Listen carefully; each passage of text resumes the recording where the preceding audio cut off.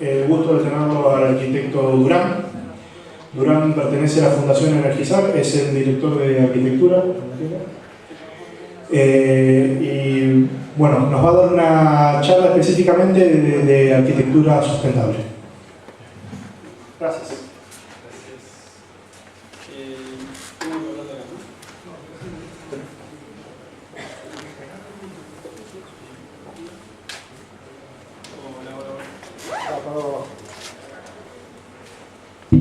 Hola, hola. Bueno, buen día a todos. Gracias por la invitación a SRAE. Y la verdad que personalmente me gustó mucho la última presentación de Ross. Creo que fue muy interesante, sobre todo porque creo que culturalmente nosotros tenemos mucho que aprender en esto de poder medir lo que vamos generando en las construcciones. Y el tema de poder medir y generar toda esta eficiencia es lo que nosotros muchas veces hacemos por analogía con lo que es la medicina preventiva. La medicina preventiva es la mejor medicina, justamente prevenir que la gente se enferme es la mejor medicina de todos. Y desde los edificios pasa un poco pasa lo mismo. El prevenir el consumo de energía, agua o de residuos es la principal estrategia que nosotros tratamos de incorporar a nuestro quehacer profesional. Más allá de mi rol en la Fundación Energizar, también tengo un estudio de arquitectura en donde tratamos de enfocarnos a temas de sustentabilidad y dos emprendimientos, uno que se llama Energía Eficiente, donde proveemos energías renovables e instalamos también energías renovables, y otro que se llama Agua Sustentable, en donde diseñamos y construimos instalaciones sanitarias que hagan un uso sustentable del agua, como por ejemplo usar el agua de lluvia, reciclar el agua. Ahora estamos construyendo un par de patentes también relacionadas con el tema. Bueno, aparte también nos dedicamos a temas de certificación como LEED y DGNB. El LEED es muy conocido, DGNB todavía en la Argentina se está haciendo conocido. Y así como hablamos desde la eficiencia, lo importante que es para nosotros encarar la arquitectura desde ese lado, es muy importante también en comparación poder poner foco en el estudio del clima. El estudio del clima y de las características geográficas en donde vamos a insertar una obra o una vivienda, en este caso particular, es fundamental, porque justamente el poder hacer que esas condiciones climáticas y geográficas, en vez de que nos jueguen a favor, nos jueguen en contra, es como el primer paso para ser coherentes en esto de hacer arquitectura eficiente. Y es lo que se denomina generalmente como arquitectura bioambiental, que es lo principal, y que justamente el estudio de estas condiciones hay que hacerlo, como decimos también a veces, antes de apoyar el lápiz en la hoja en blanco. Antes de preconcebir alguna idea, es muy importante analizar todas estas variables. Y hay distintas metodologías para aplicar estas ideas. Una muy conocida es las normas IRAM 11.603, que simplemente divide por la temperatura de distintas zonas de la Argentina. Sabemos que la Argentina es uno de los países que mayor variación en clima tiene por su desarrollo norte a sur y también por su distinta relación en la cordillera, en los océanos.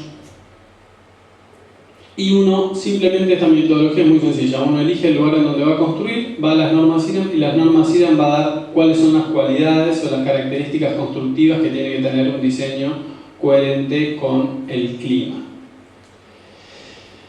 Y también una herramienta fundamental para esto, por supuesto, son los datos climáticos. Uno los puede extraer desde el Servicio Meteorológico Nacional, por ejemplo. Acá tenemos otra base de datos de donde extraer este tipo de información. A nosotros nos pasa personalmente de que hay muchos datos meteorológicos que se mantienen constantes en los últimos 30 o 40 años Y después hay un montón de datos que van variando mucho. Por ejemplo, las precipitaciones en esta ciudad, en la ciudad de Buenos Aires, han variado muchísimo en los últimos años. Uno hoy cuando va a comprar los datos del Servicio Meteorológico Nacional sobre las precipitaciones, te los vende de los últimos 5 años. Antes era cada 10 años. Y hace tiempo, hace unos 20 años, el promedio era 1.147 milímetros anuales y en los últimos 5 años ronda en 1.585 milímetros anuales. Y en el 2014 fue 1.840 milímetros anuales. Por eso hay muchos datos meteorológicos que son muy variables y a veces uno tiene que ponerle subjetividad y hacer que en verdad las metodologías se adapten a nosotros y no que nosotros nos estructuremos en alguna de estas metodologías para diseñar con respecto al medio ambiente. Bueno, obviamente el conocer la trayectoria del Sol es algo que hacían los egipcios, los mayas, y que desde ya que hoy por hoy la arquitectura, con los software que tenemos, los programas, es muy fácil de realizar.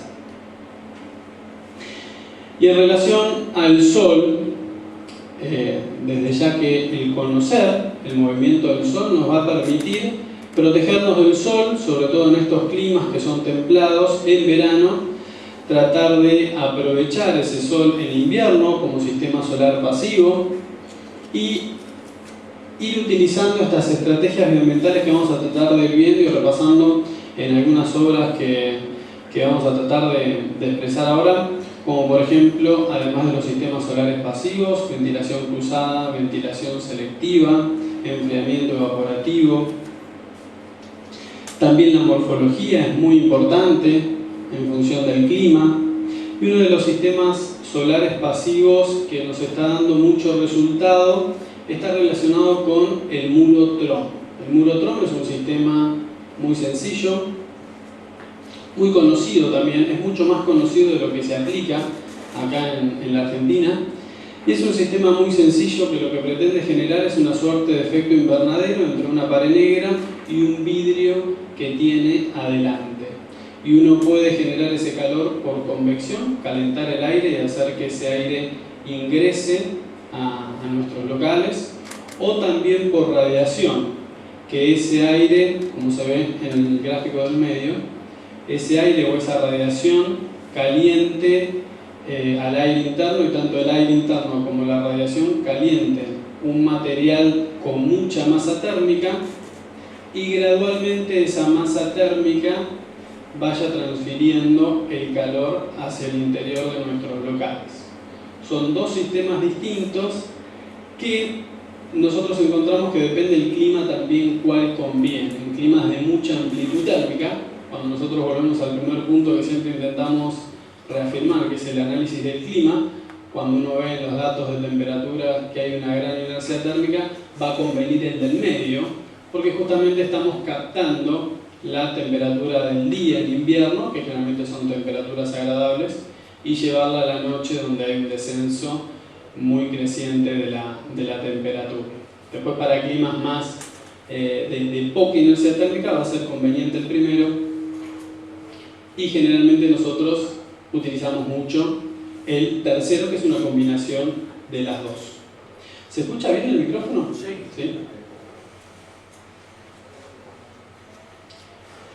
Este es un muro TROM que construimos acá en la provincia de Buenos Aires y que también, algo que a nosotros nos interesa mucho desde las prácticas que tratamos de aplicar a la arquitectura, es encontrar ese famoso equilibrio. Digo famoso porque se viene mencionando constantemente, ese equilibrio entre hacer algo que genere eficiencia, sobre todo por estos datos tan importantes que mencionaba Ross, de lo importante que es ser consciente y aplicar de manera acelerada este tipo de ideas, genere eficiencia, que se pueda construir en las características de la industria que nosotros tenemos al alcance, que se pueda realizar con materiales que están hoy al alcance en nuestro mercado, que sea sencillo de construir y por supuesto que sea económico también. Eso para nosotros es muy importante y nos apasiona realmente generar ese equilibrio entre estas variables que obviamente son las variables principales de la sustentabilidad que tanto se menciona. Ahí vemos el muro Trom, la foto de abajo a la izquierda es la pared negra, todavía no tiene el vidrio. En la foto de arriba a la izquierda ella tiene el vidrio. Arriba de todo hay dos fotos donde se ve que el muro Trom tiene orientado el 40% de su funcionamiento a una habitación más chica y el 60% del funcionamiento a una habitación más grande. Y si vemos los materiales que estamos utilizando, son materiales muy sencillos. Es un vidrio, en este caso de 6 milímetros creo. Después el ladrillo macizo como para llenar ese cuadrado y no mucho más que eso. Y después las tapas y los caños para generar el movimiento son caños de la industria sanitaria. También el tema del sol, desde ya que en las viviendas lo utilizamos para 3 motivos, principalmente agua caliente sanitaria, que sabemos que es la manera más fácil de aplicar este tipo de energía renovable, porque es la que tiene un proceso de amortización mucho más rápido. Hoy por hoy un termotanque solar convencional para una vivienda puede rondar entre los 4.500, 6.000, 7.000, 8.000 pesos. Y en muchos lugares de nuestro país, por la matriz energética que tenemos y por los costos, lo amortizás entre 2 a 5 años en la mayoría de los lugares. Es fácil poder comprobar lo sustentable que es aplicar la energía solar térmica para las instalaciones sanitarias. Después en otros destinos es un poco más complejo, como por ejemplo la calefacción, que en nuestra experiencia conviene piso radiante porque es más fácil calentar mucha agua a poca temperatura que poca agua a mucha temperatura, en comparación a los radiadores, que es otro sistema que necesita agua caliente. Y ahí ya los procesos de amortización a nosotros se nos va de 8 años para arriba, en el mejor de los casos. Por eso también es una estrategia por ahí no tan común de ver. Los termotanques solares, nosotros tratamos de aplicar distintos sistemas, depende si uno tiene una situación presurizada, se utilizan los heat pipe, que son los de la derecha, o en algún lugar donde la temperatura baje los 0 grados durante un tiempo determinado para evitar congelamientos y que se rompan los sistemas. Tratamos de aplicar ese tipo de tubos. Los de medio, tubo de vacío, tubo evacuado, los más comunes, son los más eficientes también. Y los de la izquierda son un poco más costosos, menos eficientes. Ahora tienen la ventaja para nosotros que es de producción regional. Y también desde la variable sustentabilidad sabemos que la producción regional es una variable interesante para dar mano de obra a la gente del lugar, para evitar el traslado, no por una cuestión de costos tanto, sino de huella ecológica. Obviamente por hoy la industria no está tan robusta como para que pueda tener competitividad en nuestro país, pero creo que al pensar a largo plazo, como sociedad tenemos el gran desafío de reflexionar sobre nuestra producción de energías renovables, sobre todo pensando a largo plazo y a una independencia propia de este recurso de una energía que es tan importante para el desarrollo de un país. Y con respecto a la energía solar térmica para calefacción, es un desafío interesante porque, por un lado, tiene un proceso de amortización más largo. Ahora, después, en la vida útil del equipo, la ganancia va a ser mucho mayor. Termotanque solar, muy fácil, resuelve un 85% aproximado de la energía que necesita una instalación para funcionar durante el año. Energía solar térmica para calefaccionar, un 35%. Por eso es que no solo que se tarda, es más costosa la instalación, sino que el porcentaje de energía que va a resolver real a una casa es menor. Estos porcentajes son promedios, después dependerá también de la eficiencia de la construcción. Y algo que nos parece interesante reflexionar, lo que nos gusta como desafío, es tratar de ir incorporando estos elementos a la arquitectura.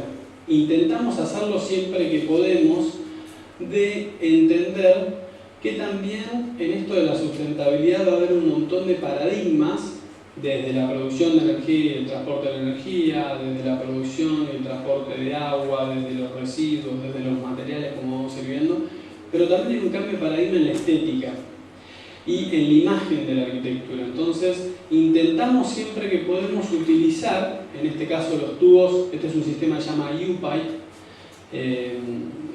tiene similitudes al heat pipe en su funcionamiento o en el por qué se utilizan. Intentamos incorporar como un elemento de arquitectura y no que queden los paneles simplemente puestos en una construcción. En este caso lo utilizamos como pérgola en una terraza y encontramos que después se genera algo interesante, porque todo aquel que va a esa terraza se va a poner a charlar con el dueño sobre los tubos, qué es el tubo, el dueño le va a explicar qué es el tubo, por qué puso los tubos, y a veces los clientes eso les encanta, lo disfrutan muchísimo, y bueno, para nosotros está bueno encontrar ese valor pedagógico de la sustentabilidad, siempre y cuando no sacrifique las otras variables, ¿no? No significa hacerlo por hacer, sino agregarle a esta visión de lo que denominamos para nosotros realmente sustentabilidad, que se justifique en las otras áreas. Bueno, la foto de arriba a la izquierda, nosotros ahí estábamos terminando de ajustar unos flexibles. Vemos que sale vapor, esos equipos calientan un montón. Esa foto fue sacada en agosto. Es por eso que estos equipos, una vez que uno instala esto, decanta utilizar el agua caliente en verano para la pileta, para la piscina, y agrandar el verano de piscina. Para nosotros la piscina no es una necesidad básica de la sustentabilidad, ahora en muchos casos también tratamos de resolver con estrategias esa parte de la arquitectura. Bueno, en energía fotovoltaica, como ya saben, dos sistemas lo que se denomina off-grid, fuera de grilla, con baterías, y también lo que se denomina on-grid, desde ya que desde las reglamentaciones nos queda mucho por avanzar y tratar de incorporar cada vez más este tipo de actividad a la vivienda. Nosotros hoy por hoy, salvo casos excepcionales, esa foto que está ahí es de una construcción en el Tigre, donde en verano, por cuestiones climáticas, es muy probable que se queden sin electricidad las redes de electricidad.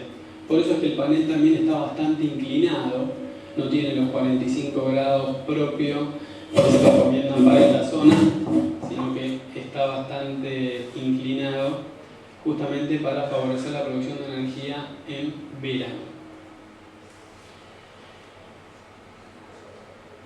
Temas de certificación, sistemas de certificación. Nosotros utilizamos mucho los sistemas de certificación, son muy conocidos LEED, DGNB no es tan conocido, recién está apareciendo en nuestro país hace 1 año y medio aproximadamente. Son muy importantes, más que por los sistemas de certificación en sí o por certificar una construcción, sino por la bibliografía que ellos nos pueden brindar. Para nosotros es una bibliografía muy interesante, porque nos damos cuenta que al aprender de estos sistemas entendemos nuevas variables de cómo ser sustentables en las construcciones que por ahí de otra manera no íbamos a aprender. Y desde ya que para nosotros, desde los sistemas de certificación, también sería muy bueno que cada país tenga su propio sistema de certificación respecto a la arquitectura, o puede ser algo positivo que en muchos países también se están manejando. Ahora, todos estos sistemas son muy importantes justamente porque nos permiten esta visión de medir la sustentabilidad, de entender realmente cómo podemos construir con sustentabilidad sin dejarnos llevar por lo que a veces puede ser el marketing, falsas ideas de sustentabilidad, sino poder ser sinceros frente a esto. Por eso para nosotros es muy interesante. Bueno, LEED tiene muchas variables bastante piolas y también hablando un poco de la energía y después vamos a seguir viendo algunos otros ejemplos en concreto. Desde lo que es el diseño de las instalaciones sanitarias, también hay un cambio de paradigma, por lo menos nosotros vemos un cambio de paradigma bastante fuerte, que es muy interesante reflexionar, nos queda mucho por aprender, y por ahí a veces el tema del agua, a diferencia de la energía, tiene una diferencia de que, bueno, la energía también pasa, pero todavía con respecto al agua no se adquiere una conciencia muy fuerte desde la arquitectura para ahorrar agua, por lo menos existe, ahora creo que todavía no está a la par de la energía, y hay un montón de cosas, de estrategias muy sencillas, muy económicas que se pueden hacer para aprovechar mejor este recurso.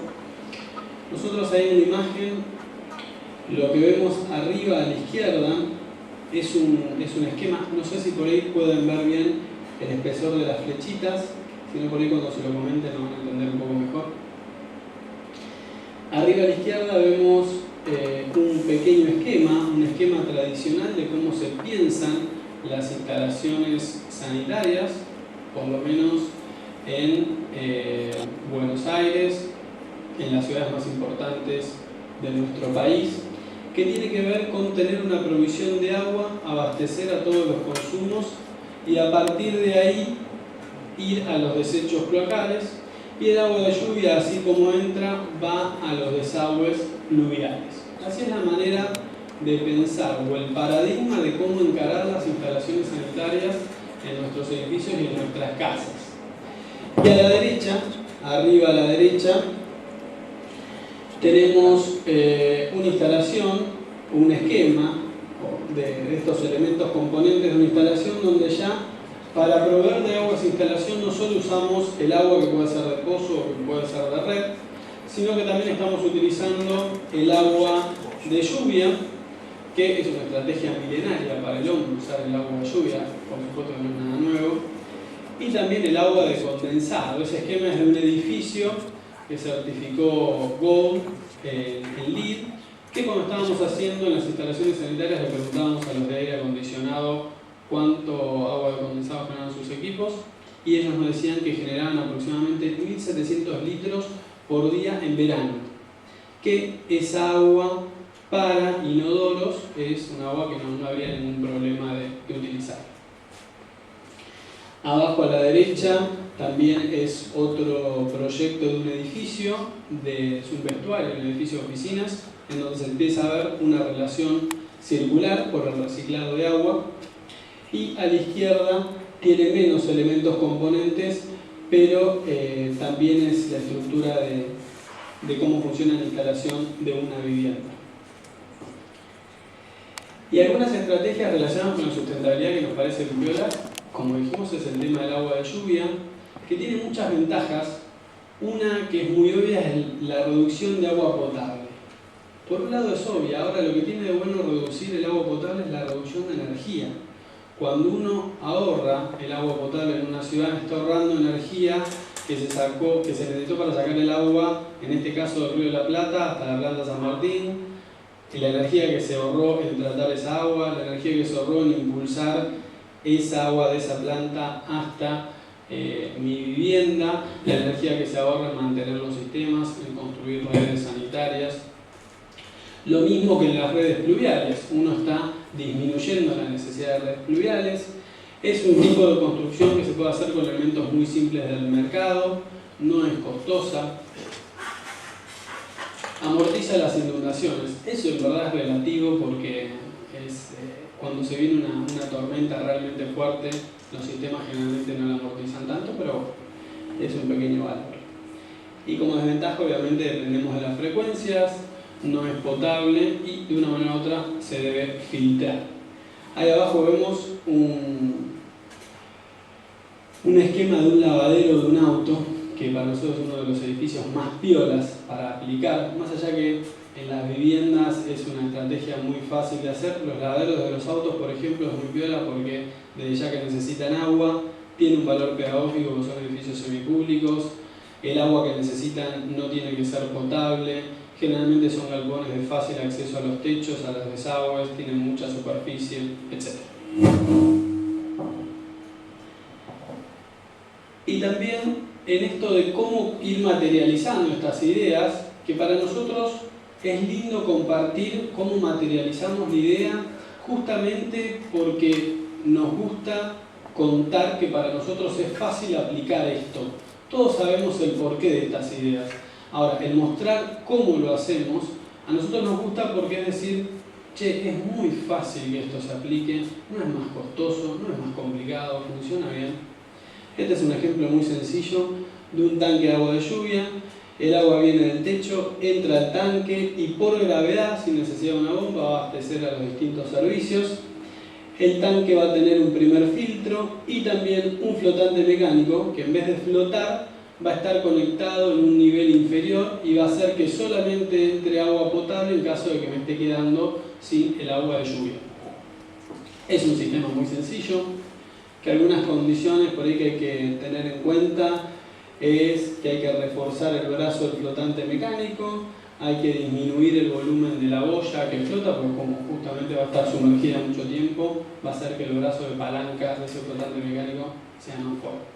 Pero considerando estas cuestiones y desarrollando estos elementos que por ahí no están en la construcción, pero que simplemente se pueden hacer con herramientas convencionales, ya tenemos de primera mano un tanque para usar el agua de lluvia de una manera muy económica. Ahora después podemos tener sistemas un poco más complejos, como este que vamos a ver acá. Esta es una vivienda en Villa Paranacito y un desafío que tenía esta vivienda era el tema de que el agua del pozo no era buena. El agua del río tenía un río a 60 metros, se podía tomar el agua del río, había que filtrarla, había que traerla del río a unos tanques y a partir de ahí utilizarse. Y una tercera opción era el tema del agua de lluvia.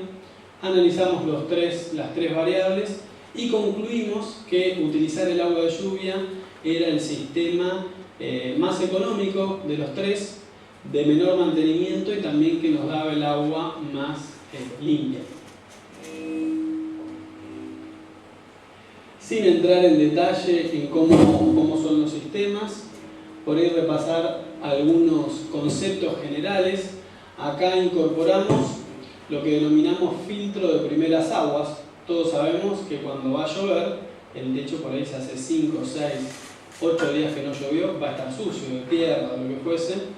Y que si nosotros queremos juntar el agua a esa superficie, esas primeras aguas no nos conviene utilizar, porque disminuye la vida útil del sistema de filtrado que tengamos después. Por eso esta es una manera muy sencilla de hacer un filtro para las primeras aguas. Antes en el campo tenían alguna teja por ahí que variaban de dirección después de que llovía un rato. Acá lo que hacemos es tener, antes de que el agua ingrese a nuestro tanque y antes de otra cámara, en verdad, tener una especie de T, como se ve en el gráfico de la izquierda. El agua va a entrar a un caño que está perforado después de una reducción con una boya de tergopor. A medida que va subiendo el agua, que es un volumen que calculamos, necesario para limpiar esa superficie, la boya de tergopor va a subir, va a cortar el sistema y va a mandar el agua que ya está limpia, porque ya pasa por una superficie que se limpió, a nuestro sistema de recolección de agua de lluvia. Y ese tanque lleno va a tener un dispositivo para ir vaciándose y dejar el espacio previsto para el agua sucia de la próxima lluvia. Eso no tiene mantenimiento. Ese sistema tiene una limpieza a fondo con un tapón que está abajo, que hoy por hoy se realiza una vez por año. Se podría realizar cada 2 años, pero no, por una cuestión de mantenimiento lo hacemos cada 1 año como para tener un seguimiento cercano. Una manera muy sencilla de juntar agua limpia. Sí, por el sonido. Sí.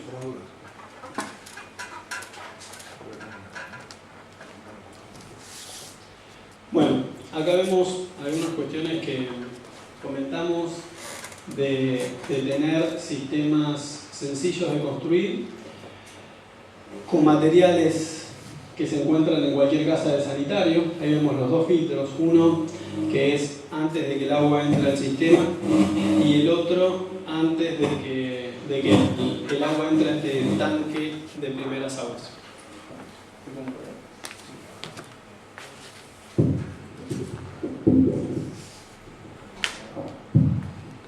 Hola, hola. Sí, ahí me parece que se escucha mejor. Bueno, ahí están los dos tanques, algunas cuestiones más de desagüe y demás, como para analizar la calidad del agua, pero bueno, ya son detalles. Otra de las estrategias también muy piola, sobre todo cuando no hay red cloacal, es el tema de las plantas de tratamiento naturales. En algunos casos las hemos instalado porque nos es más económico realizar este tipo de sistemas que construir un pozo. Un pozo para el desagüe cloacal. Obviamente tiene una primera etapa anaeróbica y la etapa aeróbica es un cantero que está diseñado para acelerar esta descomposición de los desechos. Esta es la foto, es el proyecto de una planta que hicimos para una vivienda. Se calcula aproximadamente 3 metros cuadrados por persona, se tiran todos los desechos. Hay algunos tips que la hacen más eficiente y de mejor calidad, que tiene que ver con el mantenimiento de la instalación, que tiene que ver con un interceptor de grasas y aceites, pero es una manera también muy piola, económica, de no contaminar las napas en algunos casos, y también tener el agua residual que va a salir de esa planta de tratamiento, que por ejemplo para regar, por la carga orgánica que tiene, es un muy buen fluido. Disculpa. Sí. ¿Esto es para tratamiento de agua negra? Todo, negras, grises, todo. Sí, sí. Generalmente, gracias por la pregunta. Generalmente las plantas que utilizamos son carrizos, también estamos usando mucho Equisetum. También a veces utilizamos, por ejemplo en Córdoba, vamos a algún río que esté cerca, vemos algún junco que crezca al lado de algún río y aplicamos ese mismo tipo de vegetación. Y tiene algunas cuestiones como temas dependientes que son sensibles como para que funcione bien, pero encontramos que tiene una larga vida útil y también tiene un valor pedagógico, por eso nos importa, que es un desafío, tratar de construirlas prolijas, como para que la gente pueda decir, che, mira, ¿ves? Mis desechos, como se hacía antes también, en vez de tirarlos a cualquier lugar a poder contaminar, tratar de tratarlos en mi propio terreno. Es importante por ahí de nuestra experiencia también la granulometría de piedras que se va utilizando en los distintos estratos y cómo se va promoviendo la oxigenación del agua en esta segunda etapa de tratamiento de los desechos. Y también otra de las estrategias que cada vez estamos aplicando más tiene que ver con una manera de hacer biopiscina que a la gente le interesa, que denominan biopiscina o biopileta, seguramente ya las conocen, y que a la gente le interesa por dos temas. Primero, por cuestiones visuales. La gente cuando ve que hay un vínculo con la naturaleza muy fuerte se siente muy atraído, hay un público creciente muy fuerte que tiene como esa corazonada en todo lo natural y que demanda este tipo de estrategias. Y en segundo término, la ventaja de entrar a una pileta que no tiene, o piscina que no tiene cloro. Generalmente nos perjudica en la piel, en los ojos, etc. No en gran medida, pero hay gente que le molesta mucho. Y esta estrategia lo que pretende hacer es generar como un equilibrio, un ecosistema en equilibrio por medio de tres estrategias principales. Una tercera parte de la superficie con plantas acuáticas, oxigenar el agua. Nosotros recomendamos que se oxigene el volumen del agua, del volumen total de la piscina en menos de 36 horas. Y también el tema del filtro de piedra, que aproximadamente estamos aplicando una quinta parte del volumen total de agua. Y para nosotros tiene muchos desafíos este tipo de piletas, porque por más que uno aplique estas estrategias, siempre el agua va a tener cierto color, se generan bichitos, se generan un montón de situaciones que no es lo mismo que el agua transparente de una piscina, por eso es para el que le gusta, no para todos. Ahora encontramos que en el marco de la vivienda es una estrategia que está creciendo con mucha fuerza. Y también por otro lado, justamente para aquel que no quiere agua con cloro, en algunos casos lo que aplicamos directamente son ionizadores. Abajo tenemos dos modelos. Los ionizadores justamente lo que van a generar es que evitemos en un 90% la necesidad de cloro en estas piletas y que no necesitamos modificar, sino simplemente a la misma pileta en relación al pH vemos qué cantidad de horas aplicamos estos artefactos. Algunos se cargan como un celular. En muchos casos se aplica también este tipo de productos porque el costo del equipo es menor que la necesidad de dinero que se requirió para comprar cloro en los 2 o 3 años de la vida útil de estos artefactos. Y de paso cañazo tenés agua con menos cloro. Son estrategias muy sencillas también que están al alcance de todos.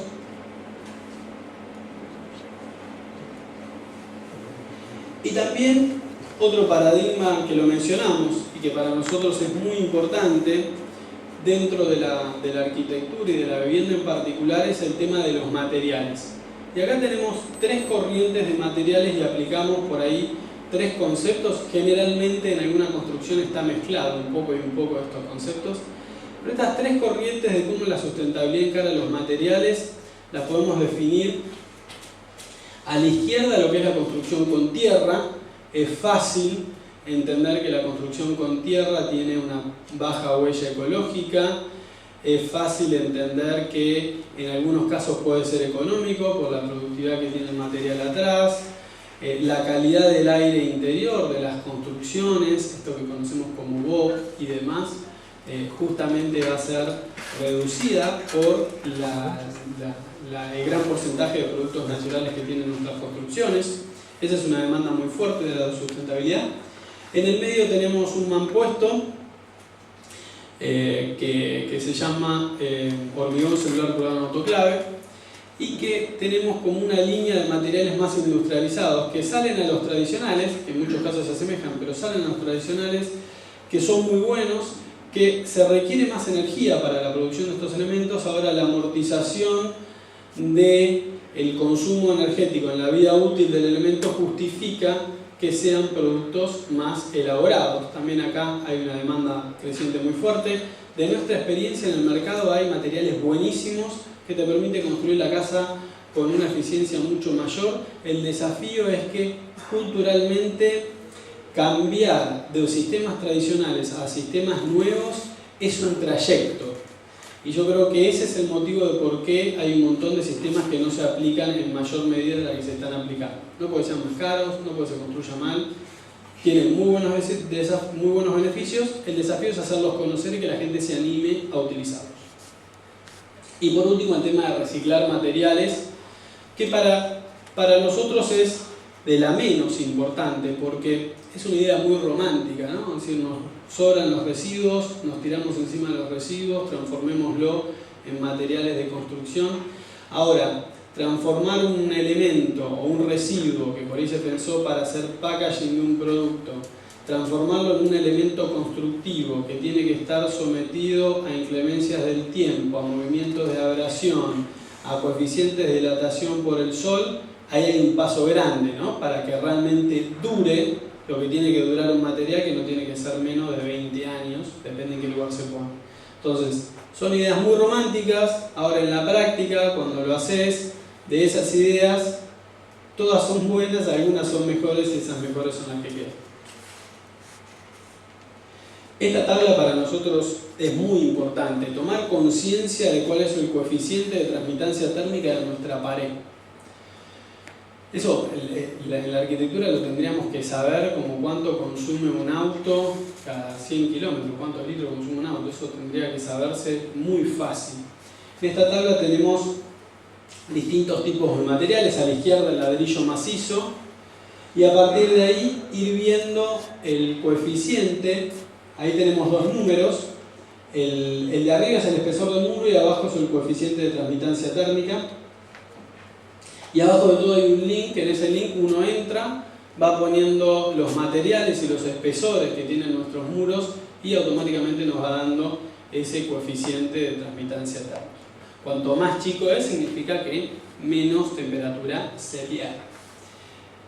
Y por ejemplo vemos en el tercer lugar el ladrillo hueco del 18, que sabemos que hay reglamentaciones hoy por hoy, la provincia de Buenos Aires, que no está pasando esta transformación de la norma IRAM en la ley de eficiencia energética en la provincia de Buenos Aires. Después Tenemos un muro de adobe de 60 centímetros con 1,1. Después una pared doble con cámara de aire, 0,91 también. Y después por ahí tenemos sistemas que son más de los últimos 20 años. El steel frame, que de por sí no es aislante, sino que depende de qué le pones adentro. Revoques, hay una marca Weber que tiene un revoque que se llama Climamur, que es muy piola, que si uno tiene una pared que no es muy aislada, le agrega ese revoque. Siempre conviene aislar del lado de afuera para mantener sano el muro. Es un material bastante piola, nuevo, tiene sus años, pero digamos que la industria de la construcción es nuevo. Después el hormigón celular curado en autoclave, estos mampuestos que hay distintas marcas, antes había una sola, ahora ya hay 3 en el mercado. También el de 15 centímetros casi duplica la transmitancia térmica al ladrillo hueco del 18, y el de 20 centímetros la supera 2,5 veces al ladrillo hueco del 18. No solo es aislante el ladrillo, como todos estos sistemas, no solo son aislantes el mampuesto en sí, el material, sino que los sistemas de por sí generan un envolvente mucho más eficiente. Este concepto de puente térmico, que a veces las construcciones tradicionales tienen en la viga, en la columna de hormigón, que no se piensa, es importante incorporarlo también esto desde la arquitectura, o ser bien consciente, que hay un montón de detalles que uno subestima, el taparrollo, el balcón y demás, que después termina generando estos puentes térmicos que por ahí pierde la eficiencia que invertimos en una pared medianamente aislada. Bueno, después, cuando construimos con materiales naturales, a nosotros nos gusta hacer paredes de adobe con cámara adentro, y adentro utilizar como aislación térmica la vermiculita, que es un mineral derivado de la mica con cierto tratamiento, que también tiene buen coeficiente de aislación térmica, y que uno en un futuro perfora esa cámara de aire, baja la vermiculita, la pone en bolsa y se la puede llevar a otra construcción, fácilmente reciclable.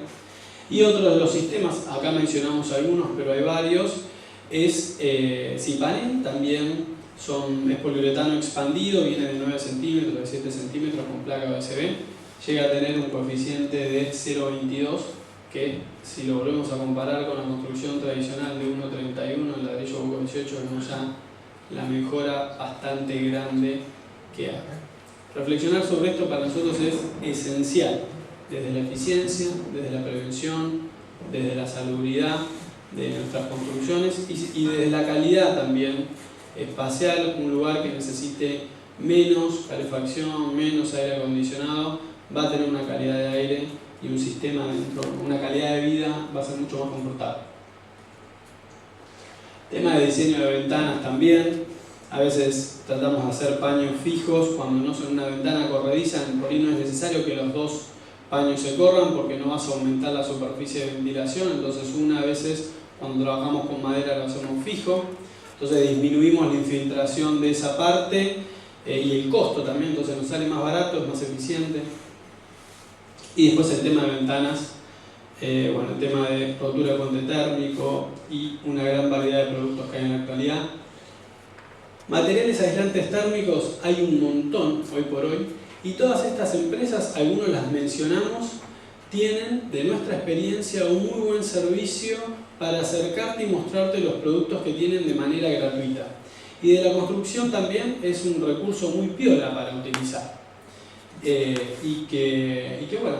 Estas empresas saben muy bien cuáles son los paradigmas que se vienen, la tienen muy clara, y creo que invierten en esto que nosotros vemos que culturalmente para nosotros es un desafío entender nuevos sistemas de construcción y aplicarlos cotidianamente. Bueno, el hormigón celular curado en autoclave, algunas ventajas. Con respecto al tema del puente térmico, si nosotros vemos un mismo bloque te sirve para hacer una columna y una viga. Entonces ya enfundar esa columna y esa viga en el mismo bloque te hace que por lo menos tengas esas dos parecitas de aislación térmica, que no es lo mismo que la cara de la viga esté afuera o esté en contacto con los revoques. Obviamente estos sistemas tienen sus desafíos, ¿no? La mano de obra, etc.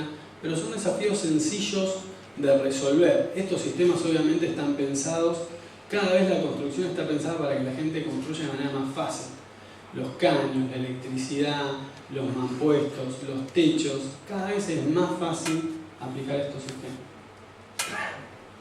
Algunos detalles con respecto, por ejemplo, a los sistemas y panel que hablábamos anteriormente. Los costos de estas construcciones, o por lo menos de nuestra experiencia, son bastante positivos, en el sentido de que no significa que aplicar toda esta tecnología sea mucho más costoso. Sí hay que conocer los sistemas como para poder adaptarlo a la construcción que uno está proyectando y que el resultado sea positivo, pero una vez que uno lo va conociendo, ya se es más fácil. Bueno, abajo a la izquierda también estos techos de poliuretano expandido con doble chapa, lo aplicamos bastante y en las viviendas también. Hay menos prejuicios con respecto a la estética y un mismo elemento te permite resolver la aislación hidrófuga, te permite resolver la aislación térmica, la barrera de vapor, el terminado final. Con estos sistemas uno puede hacer un techo de 100 metros cuadrados en un día, también es rápido. Bueno, es cuestión de conocer los materiales que están vigentes.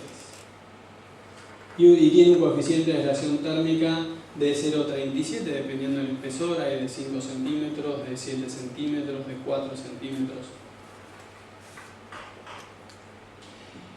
El tema de la domótica, también para nosotros es importante entender el paradigma. Todos conocemos la domótica y es muy probable que todos hayamos detectado lo mismo con respecto a la domótica, que la domótica en lo que es vivienda está dado como un elemento de lujo, como un elemento de confort.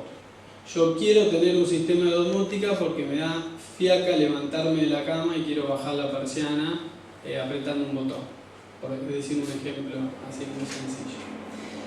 Y para nosotros el cambio con respecto a la domótica es que la domótica tiene que estar basada no en relación al confort, sino en relación a la eficiencia. Tener como un cerebro en nuestra construcción que nos permita no solo manejar los sistemas en función de la eficiencia, sino diseñar rutinas, sino tener medido el consumo, ya sea de agua, de luz, en las distintas partes de las construcciones. Y para eso hay kits.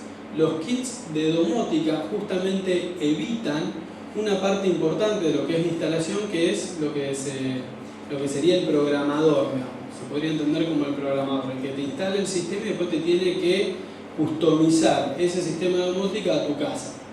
Hoy por hoy hay kits, por ejemplo esta marca que se llama Entech, que tiene manuales muy sencillos que uno lo ve y cualquier electricista lo podría instalar y ya viene programada la base para esos servicios. Entonces te va diciendo, este infrarrojo lo conectás acá, esto lo conectás acá, con esto podés controlar la luz, con esto le podés ir dando distintos tiempos y rutinas al sistema de calefacción, con esto podés hacer que esta ventana se abra en tal momento del día para que se ventile el aire, con esto podés hacer que este toldo, de una manera muy sencilla, que te cubre del oeste, que es uno de los lugares desde la orientación más perjudiciales, baje en cierto momento del día.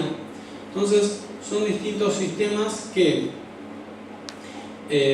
no es mucho más complejo que un celular, lo sabemos, que se puede incorporar de manera económica a una construcción y que sabemos que acá en el futuro todas las casas lo van a tener, no es un sistema muy complejo.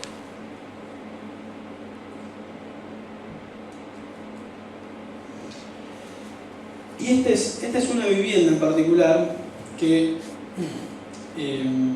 nos interesa porque, primero, que la tomamos como medida, recibió un crédito muy conocido, que es el Procrear, y más allá que todo ese dinero no se pudo construir la vivienda, se necesitó poner más dinero, hicimos una investigación de cuánto tendría que salir la vivienda de clase media convencional aplicando temas de sustentabilidad en esta variable que nos interesa, no porque la economía nos interese a nosotros, porque nos interese la plata antes que nada, sino que sabemos que la economía es transversal a toda actividad del hombre y que es lo que hace posible estas ideas. A nosotros lo que más nos importa obviamente es el medio ambiente y el desarrollo social. Ahora, la economía, tenés que cruzar ese umbral sí o sí para hacer factible lo que estás pensando, si no, lo que estás pensando es teoría.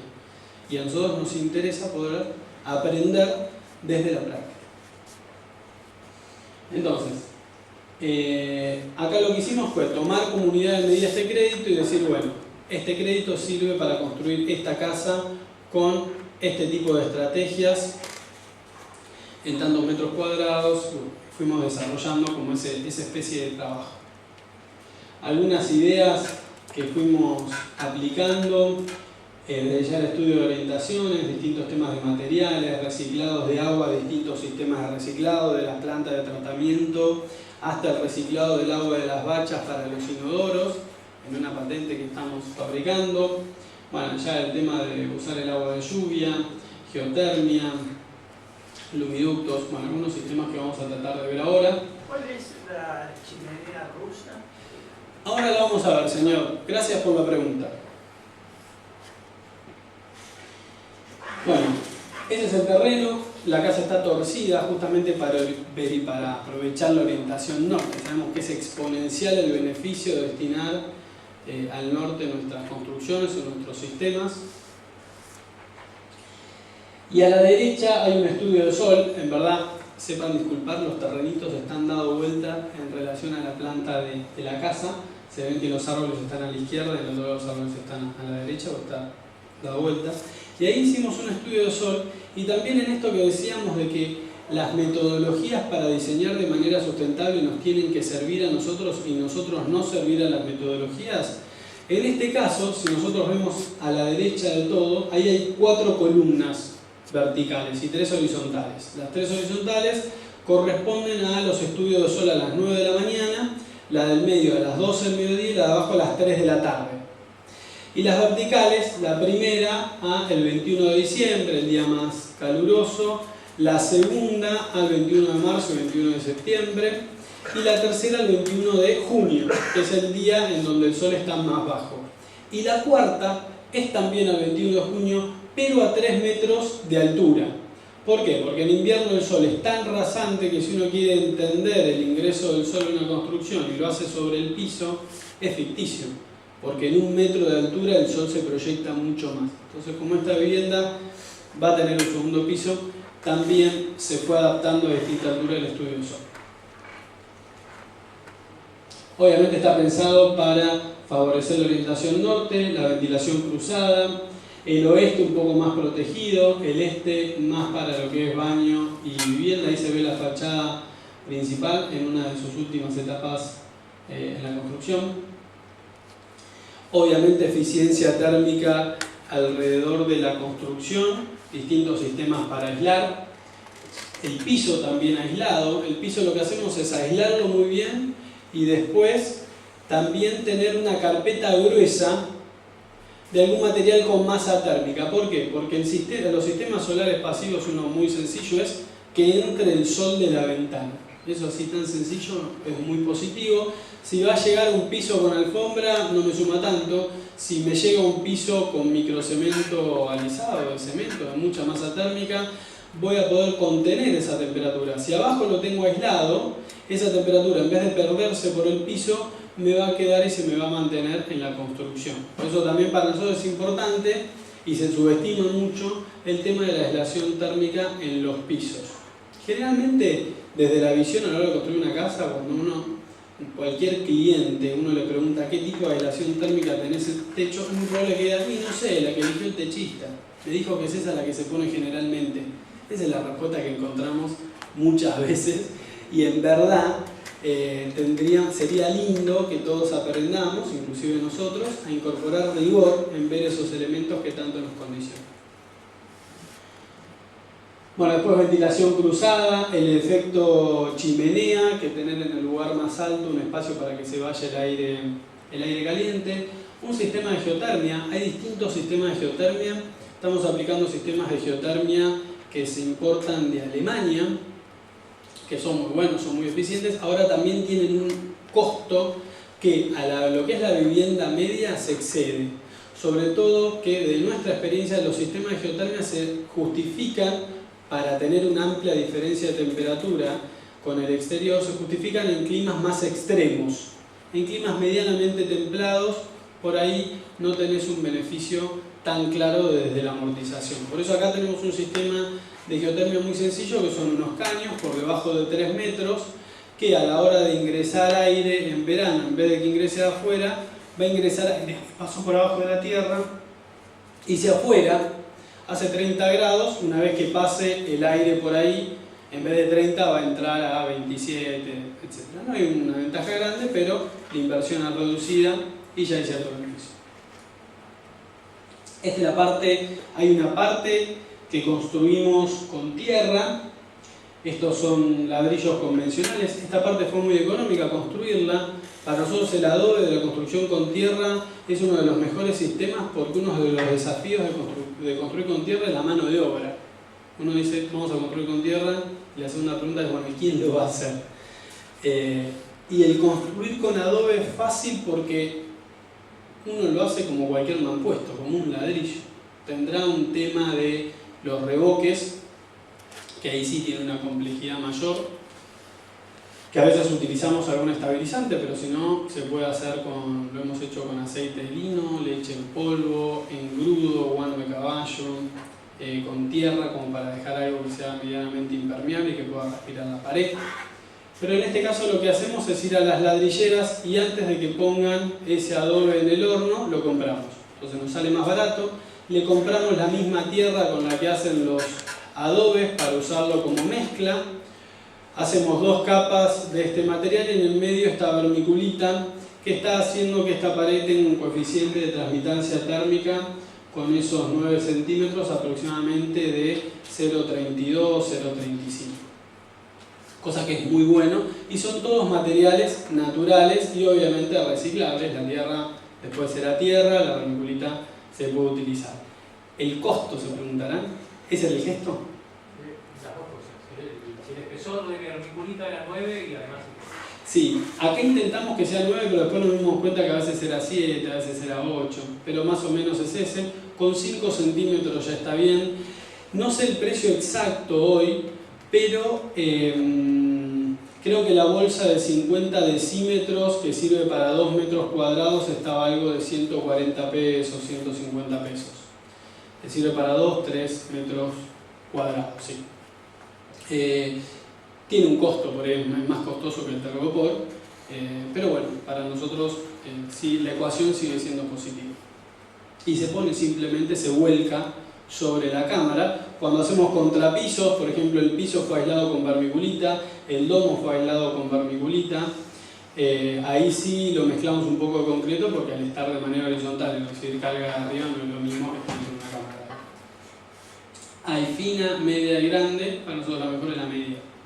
¿Cómo resolvés la capacidad que tiene la vermiculita de absorber humedad o agua? Bien, nosotros lo que hacemos, por ejemplo en este caso, en esta construcción, nuestra idea era, desde el revoque exterior, tratar de hacerlo lo más natural posible, y a partir de ahí hicimos 16 pruebas y lo que terminamos haciendo es una mezcla de 40% de tierra, 40% arena fina, después tenía un 10% de cal de corralón, digamos, y después tenía un 3% de cemento y el otro 7% de cal apagada. Y a partir de ahí lográbamos un revoque impermeable. Y después, desde el lado de adentro, los dejamos así, a la vista. Esta construcción ya tiene sus años y hasta ahora no ha tenido problemas de humedad, que bueno, que en nuestra experiencia siempre, más allá de lo que vengamos, lo que vamos construyendo, nos gusta ir chequeando todas estas construcciones. Y por suerte, esto está en Luján. Luján en los últimos años ha recibido innumerables lluvias muy fuertes. Esta construcción no ha tenido ningún tipo de problema ni de humedad, ni se ha descascarado el revoque. Sí